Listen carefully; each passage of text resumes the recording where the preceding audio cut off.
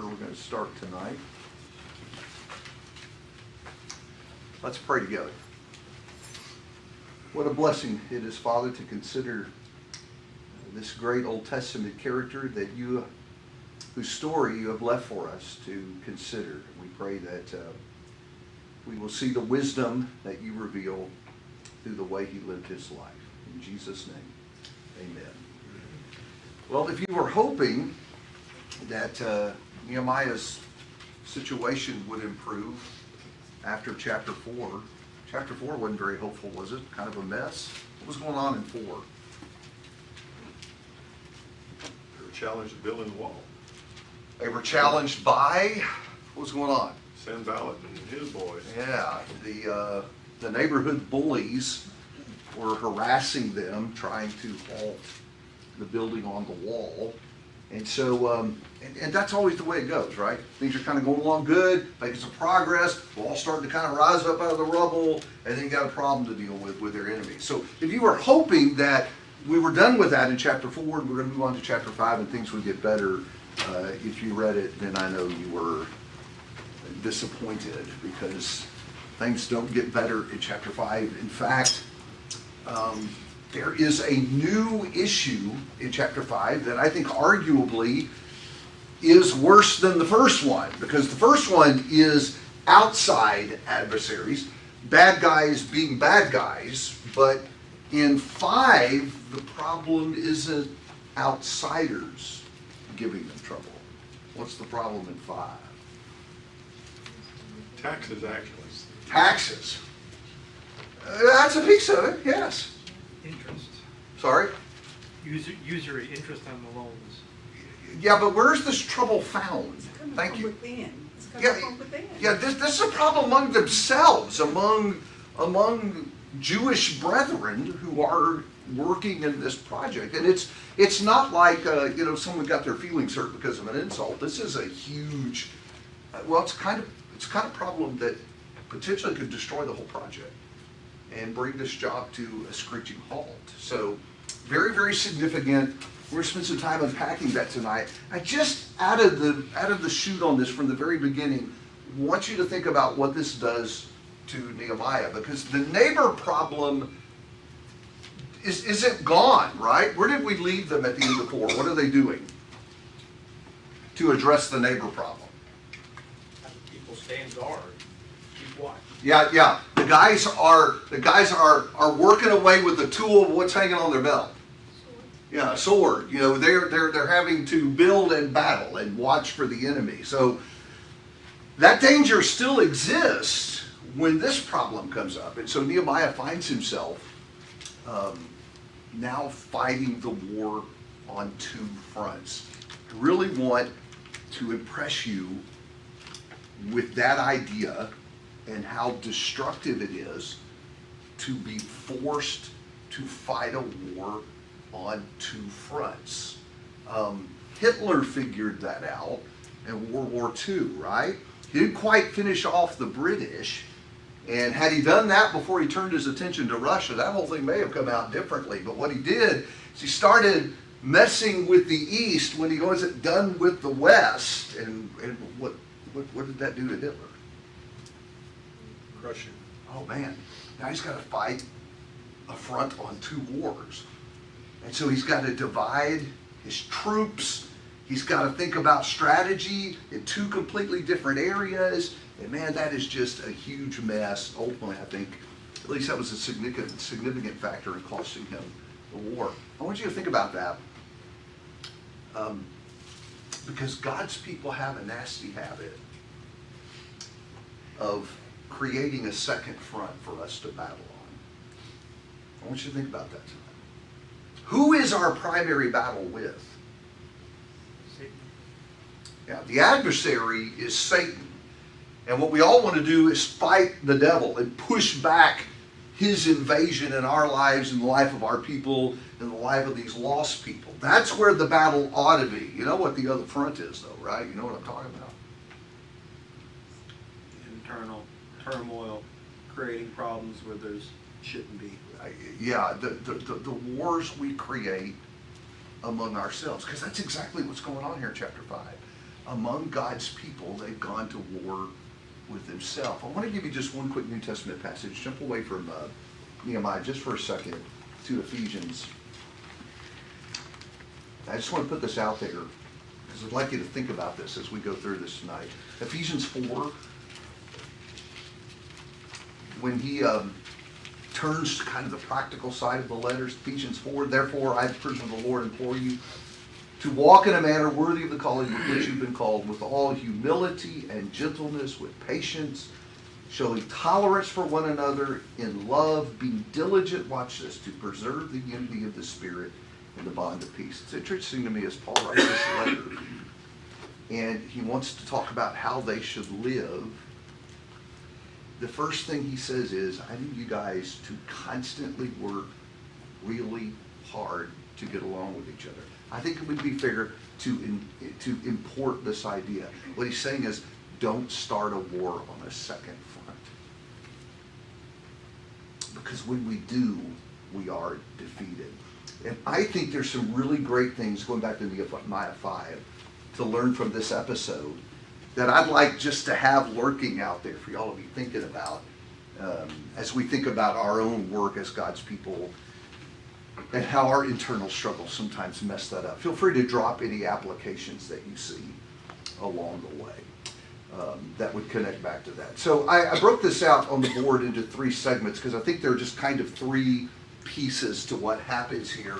And I'll give you some phrases to associate with that. The first phrase is in verse number 1, where we're told there is a great outcry among the people, right? So that's where we begin. We were fighting the battle without with the enemies, and then we're told in chapter 5 and verse 1 that there was this great outcry among the people. But notice verse 1 says that the people and their wives were crying out against who? You see it? Brothers. Yeah, their Jewish brothers. So now this is something among themselves. And so kind of skimming through those first 5 verses, can you piece together what's going on? Because that's what really we have in verses 1 to 5, sort of a detailed explanation of what's happening that's created the outcry. They've made slaves of their brothers and sisters because of what they owe. That's at the very end of it. That's in verse 5 where it caps off. You've made your own brothers and sisters They slaves. had to mortgage their land to pay for food. Okay. I want to start with that, okay? I want to start with food. Food is the problem here. If you back up to chapter 5 and verse 2, we, our sons and our daughters are many, therefore let us get grain that we may eat and live. Now, I know sometimes that we talk about how we are starving to death.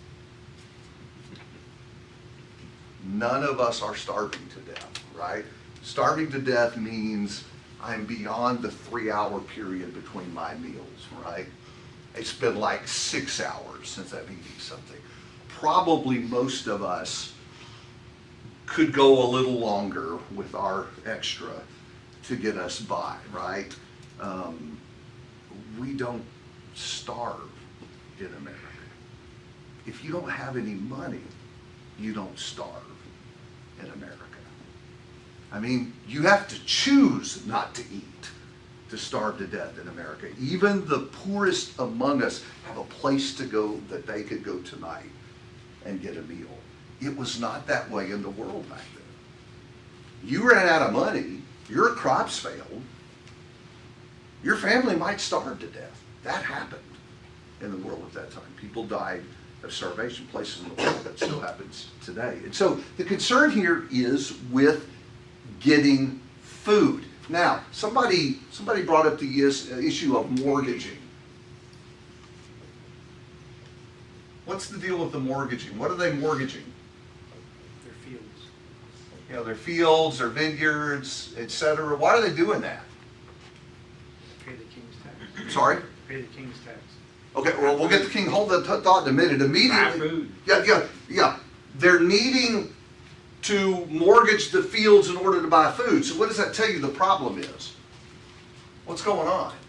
There's a famine. Okay, that's another thing to put on the list. There is a famine going on in the land, which was also, again, we don't have famine in America. Someone says, sure we do. You know, sometimes a big storm comes through and takes out a big, miles and miles of grain field. Yeah, that's not a famine. We just buy the grain somewhere else, right?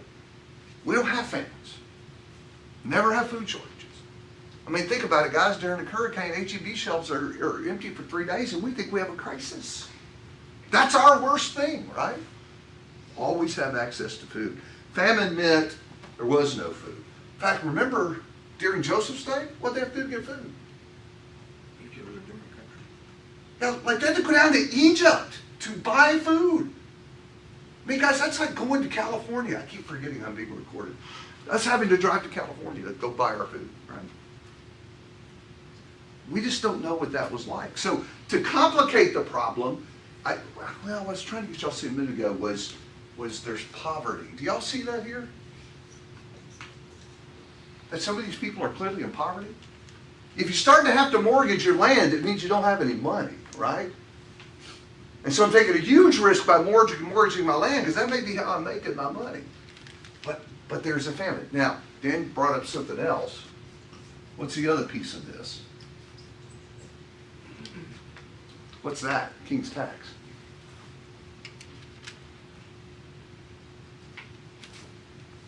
I thought Joe would say something. The tax for the king. Who are they serving? King. Which king? Artaxerxes. Artaxerxes. Remember, they're subject to the Persians, right? And what they would do is they would heavily tax these people in these lands that they control. That's an income source, man. So they rake it in from these people. They're not concerned about you. They just want their money. And so the king is also demanding his tax at that time. So they just kind of have one thing going on another. Y'all see that? They have to eat, but evidently there's poverty, and they don't have the money for that, so they have to mortgage their fields, and the famine is making that worse, and they're still oppressed with the taxes. And so what are they having to do? To eat. I mean, like, what's the last desperate thing you do when it's this or starvation? Sell yourself into slavery. Yeah. They're selling family members into slavery. Is that incomprehensible to y'all? I mean, could you even fathom selling a son or a daughter into slavery? How could they do that? How could that even be an issue?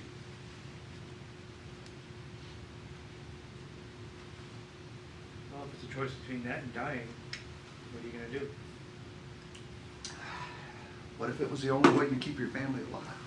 Again, I don't think we get that because we all live with a safety net, right?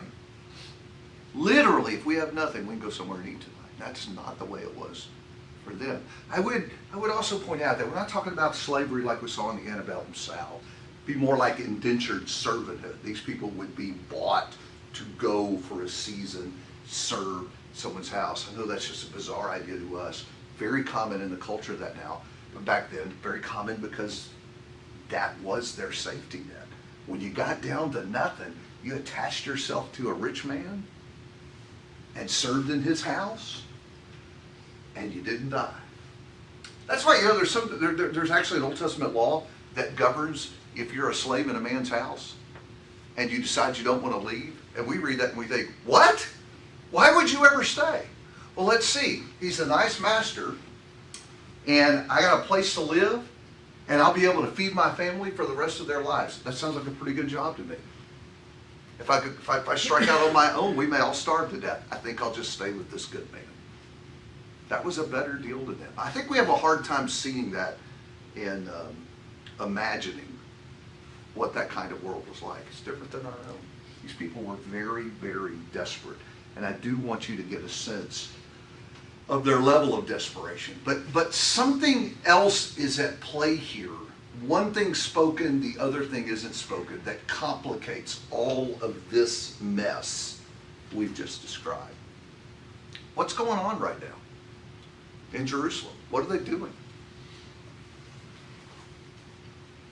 They're loaning money to each other. Well, hold that thought. What are they working on together?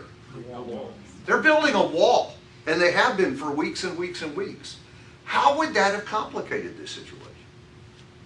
You can't build a wall and tend your vineyard at the same time. Think about that. Nobody's getting paid to work on the wall. Nobody's keeping the vineyard or checking the harvest or working in the, everyone's out working on the wall together. And now weeks and weeks and weeks have gone by, and all of a sudden money's becoming a problem for everybody. The other part of the crisis, as Mark points out, is that who are their creditors? Their kinsmen.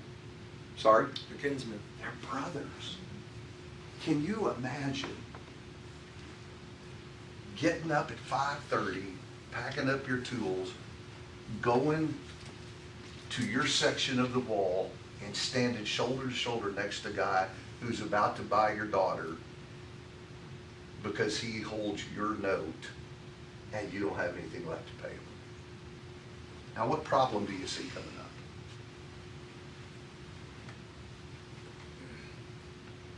Resentment. Resentment? Would you be resentful? I'd be tempted to swing my hammer in the wrong direction when I got up there, right? Would you say it's a similar situation to what you see in Acts 6, where the Grecian were saying their widows were being neglected? We're working together on this, but our people are suffering. Maybe attitudinally, not necessarily the same poverty you're talking about here.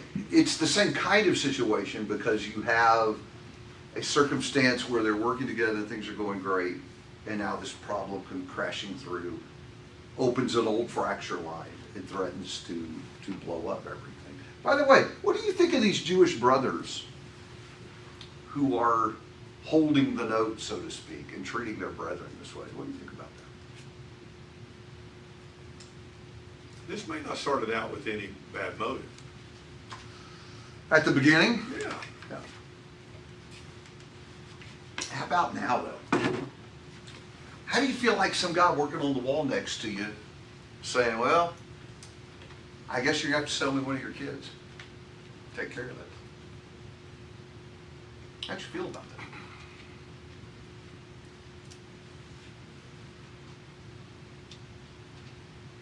Would you rather you sold your child to a Jewish brother than some of the bunch that are fighting you? Well, no, I wouldn't want to cut a deal with Sandballot. Right. You know, So maybe all that's kinds of your other only other problems. alternative. Yeah, all other kinds of. Yeah, I guess in view of that, am I just wrong in my thinking that maybe what they all should have done is kind of had a moratorium on everything and just gotten the wall finished together? And I think that having the famine at the same time really threw a wrench in it, because there's no way for them to work their way out of that, because they can't grow food because of the famine. Yeah, yeah. You can't fix a famine. Yeah. You can't work harder if there's a famine. That's not going to change anything until I it think the situation rains. kept growing and growing and snowballing until it got to a point where it's, like I said, nobody noticed it because it's just the way things are to them. Well, and you kind of get the sense there's some stuff going on here that was going on here before they started this project. Yeah. I'm thinking the project's complicated this. That's my whole point. And that maybe there was a time to be compassionate to each other and say, let's get this done, we'll figure out the rest of that on the other side of this. I say that because I think that we have an expectation that because we are a family trying to follow Jesus together, that this is always going to be good. And everybody's going to always do the right thing, right? Have y'all figured that it doesn't work like that? Have y'all figured that out yet? Yeah, but you almost turn you almost turn against God because you're saying, hey, look, we're doing the right thing here. At least you could do is stop the famine. When I first started preaching, I got to tell you, my dad was not real excited about that. I know that sounds kind of odd, but he'd been an elder for a while, and he knew something about working with God's people. And his warning to me was, your brethren will let you down more than anybody. He said those exact words. And he's right about that when you think about that. Why? Because we have higher expectations of one another. We're all disciples. And so what I'm trying to say to you about that is that's always been a problem with God's people. That people that we have very high expectations of don't always act like we would hope they would act. And I think that's a problem we have going on in this story. Okay? We need to anticipate that as well. Now I love, if you pick up in verse 6, I love Nehemiah's response to this, and I would invite you to think carefully about it because I think it's a master class on how we deal with troubles among ourselves. So I want to invite you to notice the response that Nehemiah has. What's the very first thing we're told in verse 6 about his response? He thought about it. Well, nope. We get something before that. Became angry. First of all, we're told that he is angry about this. When he gets word about what's going on, he is angry. Why do you think he's mad? Think about that. Process it in your head. Why is he mad about this? I think that's some of the people taking advantage of others, so. There's an injustice there. There's a lack of compassion that should have been present. I do think that's a piece of it. Can you think of any other reasons he may be really unhappy about this popping up now? He's trying to get a wall built. Think about where they are. Everything is good. And they've made progress. I mean, go back and read chapter 3. You got all these people working on the wall. He's successfully moved people from their laziness to everyone's working again, and they're excited about this. And they've even had problems with their neighbors, and everybody has stood together, and they kept building the wall. And now, boom, this bomb has been dropped right in the middle of our work. And I really think the project's in jeopardy at this point.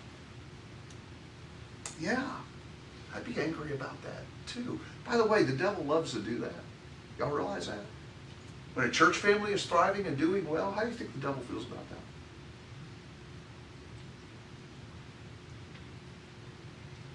What does he want to do? Become a target. He wants to get in among us and mess that up. Y'all ever seen that happen? And you know how I feel when I see that? Because it's happened to me in places where I've worked. Things are going along great, and all of a sudden, boom, somebody does something, and there's just a big mess that's distracting and disappointing. And he knows that. That's the adversary at work. You need to think about that. It's okay to be mad about that, right? Now, Matt, you brought it up. He's mad, but then what does he do?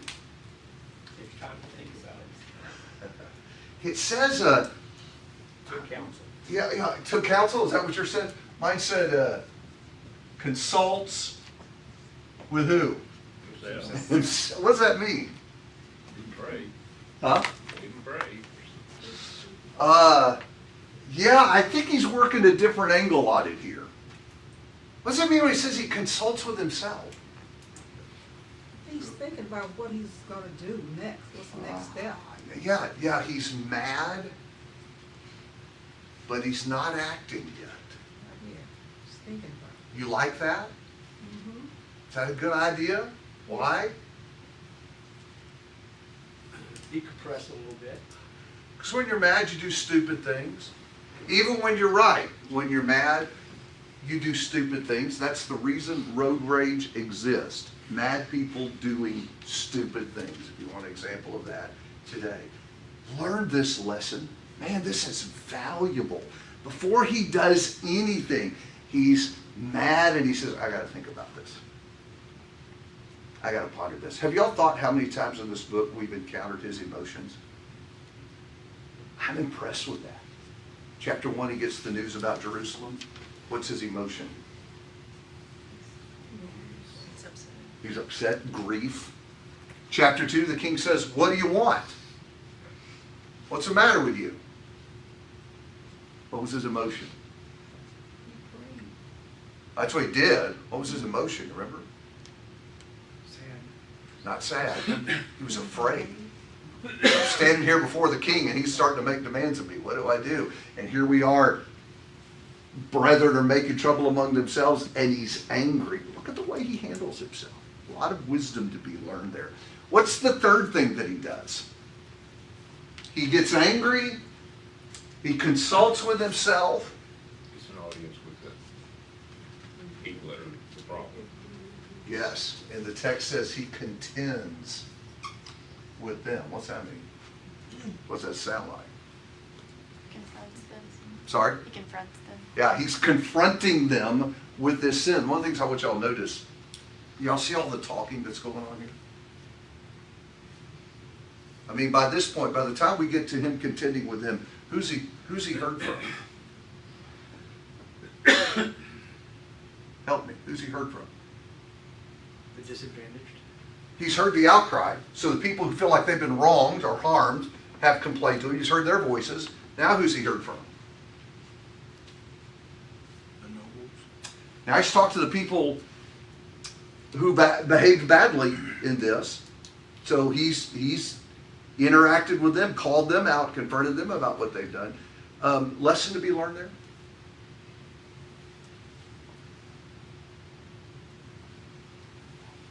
Always get both sides. You think? When there is a problem among us, we all hear this from. Hear this. People need to talk. And when I say talk, I don't mean go talk about somebody. I mean go talk to somebody. So look at all the conversation going on here. All the relevant parties are talking about this problem. Then what does he do with them? Because there's the next step. You see it?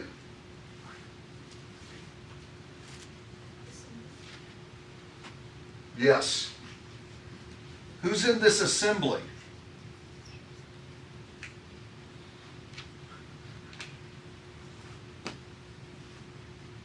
Verse 7.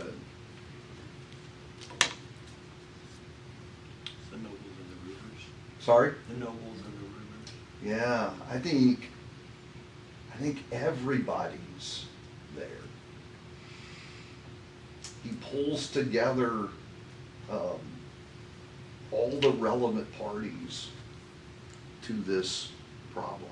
I thought that was important too, because if you want to fix a problem among God's people, you need to get everybody in a room. All the relevant people in the room. Talk about that. Can I gripe? Does that happen? Do we do that? Not usually. What do we usually do? Okay, let me ask it fair, because that sounds like I'm pointing a finger. What is typically done when we're unhappy with someone? We talk to someone that shares the same position as we do. Yeah, we talk to someone who will at least be sympathetic and join us in our team against them, right? Does that help us? I mean, besides making you feel better that someone says, "Oh, you are so right." Does that help us? Because if the other guy's doing it too, what you end up with is two teams. I was preaching for a church where I saw that with a divorcing couple. The wife talked to her friends, and the husband talked to his friends, and guess what we ended up with? A war. Two lies that their friends went to war over. That is exactly right. It's exactly right. I think we divided some other marriages as a result of that. The husbands and wives took sides and all that. It was just a big fat mess. Who needed to be talking about that? They did, in a room, with someone who would smack them around a little bit. Why do I say that? What does Nehemiah do? Because he doesn't just assemble them together. I'm doing my marker. I'm always losing my marker. What does he do when he gets together? He lays out all the charges. Oh man, he says something to them, right? I love that line in chapter 5 in verse 8. He said, and I don't know, when he says in verse 8, we according to our ability have redeemed our Jewish brothers who were sold to the nations. I'm not sure if that's talking about how they were taken away to Babylon and sold into slavery there as a result of their sin, or if literally some of them, because of the times, had to sell family members to other nations around them, maybe Sanballat's people, to deal with their debts. I'm not sure what he means there, but evidently an effort has been to buy them back. And he says, now you're just selling them to your brother. You're enslaving them all over again. What are you doing? And I love what it says when he confronts him with that. It says they were silent and could not find a word to say. What does that mean? Guilty.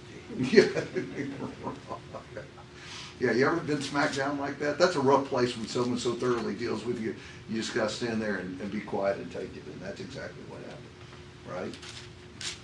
The more important thing, I think, though, is in verse 9.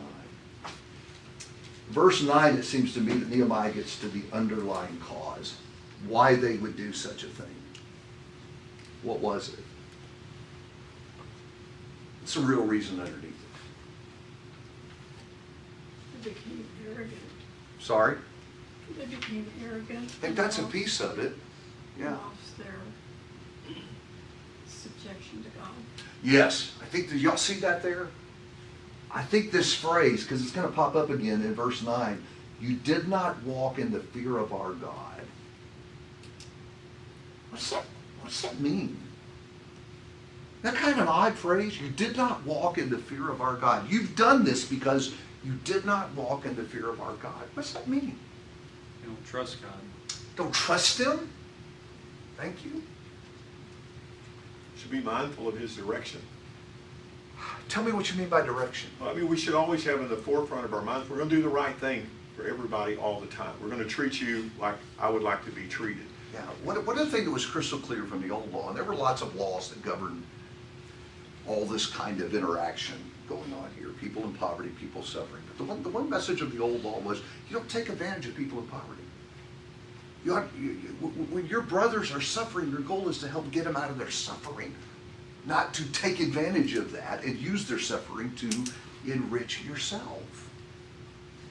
And I think that's right. I think This that's... took a long time to develop. This didn't happen over a few weeks. No, There was I a don't think so. famine that caused the people to lose their crop. They're a subsistence society. They can't make it. I can't pay my debts off of my farm. And so I come to you and say, hey, I've just got a little short-term problem. Help me through this. And you do, and it turns out to be a long-term problem. Right. And so It's a mess. so now you're mad at me, and I'm mad at you because there's nothing I can do. And now you're saying, look, I just want you to uphold the deal that you made with me. Right. And what would God say? Gotta help each other. Because that's what they miss. When it says you didn't walk in the fear of the Lord, what you should have been doing is looking upward and say, what does God want us to do here? And I even think to an extent, we like to substitute fear for respect for the word fear, right? And I think that's true. But even still, you really want to answer to God for what you're doing right now? You think He's going to be pleased with your behavior?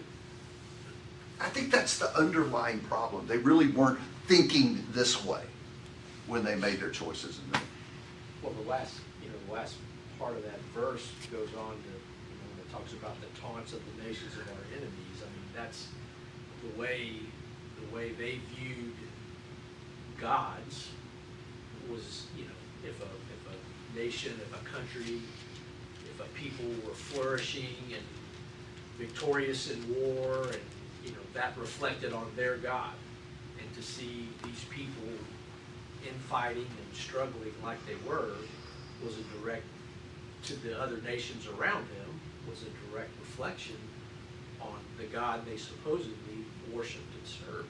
Isn't it interesting that concern pops up again and again? Remember what God says after David sinned with Bathsheba?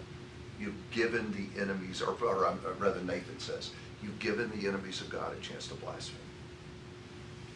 You're God's king, and you're doing that.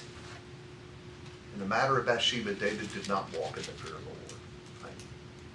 It's interesting, God is concerned with how His people appear to the nations around them. The last thing I would invite you to notice is His call for repair. This is in verses 10 and 11. And basically, it's just obvious stuff. Stop the usury. Stop charging your brother's interest. And give back the lands that you've taken for them. Give them an opportunity to repair the circumstance. But there is a word that is used at the front end of each of those demands. Do any of y'all see what I'm talking about? You know where I'm going with that? Please. I like Both the word please. times. He said, please. Did that kind of register with you when you read that? Yes.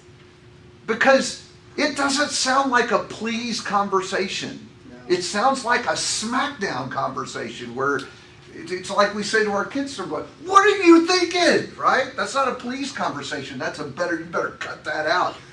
But when he calls for their action to do something, to repair, please do this. Let me ask you a question. Did he have a right to demand it? No, not in his position. But he didn't use his position. He said, please. And you can get people to do things more if you polite and say please. He was the governor, though. Yeah, he didn't have to. I wonder if his authority with governor would have allowed him to demand that He they probably already had clout with the people with him coming back I do think and that's building a wall. I mean, he was definitely held in high regard. So could he have done it? Oh, absolutely. My father could have done it. Yeah, let me ask you a question. If he exercised his authority, if he had it, and demanded it, what would the spirit of the rulers have been? You don't change their hearts, though. Yeah, there's no change of heart. Force You them, forced force change, to but do you don't it. change the heart. It's almost Please, you sort of get people to want to do it. It's almost like Nehemiah is appealing at this point now, saying, guys, we got to fix this. We don't fix this wall's not getting fixed. We need to come together and do this. Please make this right. And what is their response? We will do it. They'll do it. They'll do it. See, there are a time for firm words here in this text, and there's a time for gentle requests. And God's people need the wisdom to see how both work in seasons of trouble. Sometimes somebody needs to be called out firmly. And sometimes people need to be gently appealed to. And we see both in this text. And they're still dealing with Sanballat. That's coming up next week in 6. But this problem goes away. And so I would encourage you to go back and look at that segment again and again, especially 6 through 13. Why? Because it is a perfect illustration of managing problem among brethren well. Yes, ma'am. He says that they lack the fear of God several times, and I think that's pertinent for our generation. That when we lose that awe and fear and reverence for God, we're in trouble. Yeah.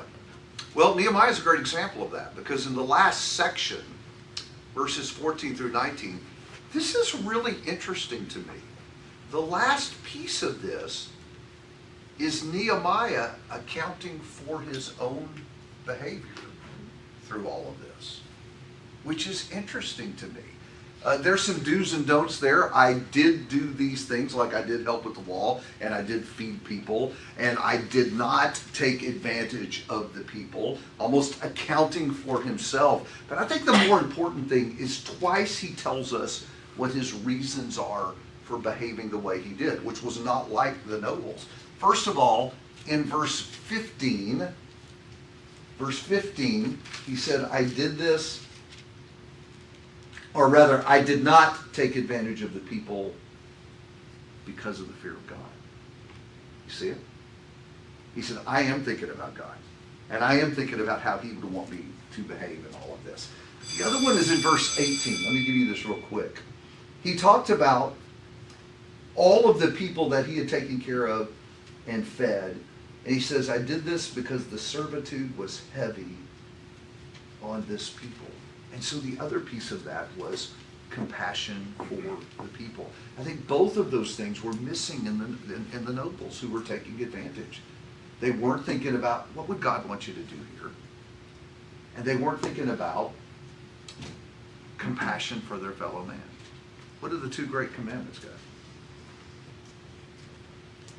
love the Lord your God, love your neighbor as yourself. Y'all see how those two fundamentals just are at work throughout the whole Bible story? Work in the story here. All right, chapter 6 for next week. Guess what happens? Gonna finish that wall faster than John Matthews. That's for sure.